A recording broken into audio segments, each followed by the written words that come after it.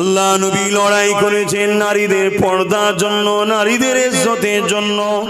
আল্লাহ নবী জানিয়ে দিলেন আদ-দায়্যুসু লা ইয়াদখুলুল জান্নাহ।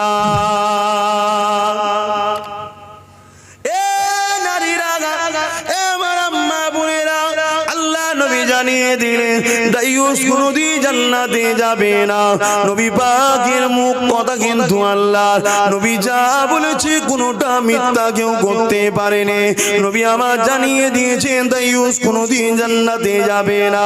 দায়্যুসটাকে এ আমার মা বোনেরা, বেটিরা যারা কিনা বেপরদা হয়ে বাইরে বেরোয়, এমন করে পর পুরুষ বেগানা মানুষের কাছে বেপরদা হয়ে যায়, ওই নারীটা হলো দায়্যুস, ও কোনদিন জান্নাতে যাবে না। ইবলিস কোনদিন চায় মা বোনেরা, নারীরা জান্নাতে যাক? সে কি চাইবে?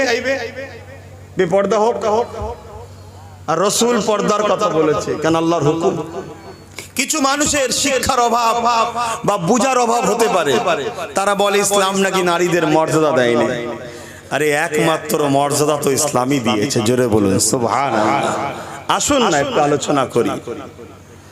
কি সমস্যা? বলছেন না বোরখা পরতে হয়, নারীদের একটুখানি খোলামেলা থাকবে।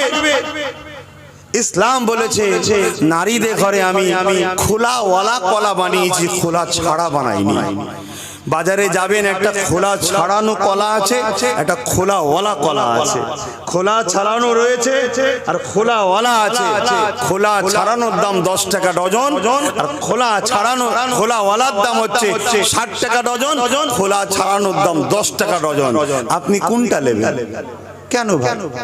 50 টাকা কম পাবেন, তার ভেতর আপনি তো ঘরে গিয়ে খোলাটা খাবেন না তো, আবার ঘরে জঞ্জাল হবে, সেই ফেলতে হবে। ছাড়ানো রয়েছে, নেন না। না, এতে পোকা মাকড় পড়েছে, ধুলোবালি পড়েছে। আমার আল্লাহ চাই না আমার মা বোনেরা যখন বাইরে বেরোই, রাস্তাঘাটে বেরোই, ওই পোকা মাকড় মার্কা কিছু মানুষ যেন তাদের গায়ে না বসে, নোংরা কোনো যেন না বসে তাদের গায়ে। তাই আমার আল্লাহ তাদেরকে খোলা দিয়ে ঢেকে রেখেছে, জোরে বলুন সুবহানাল্লাহ।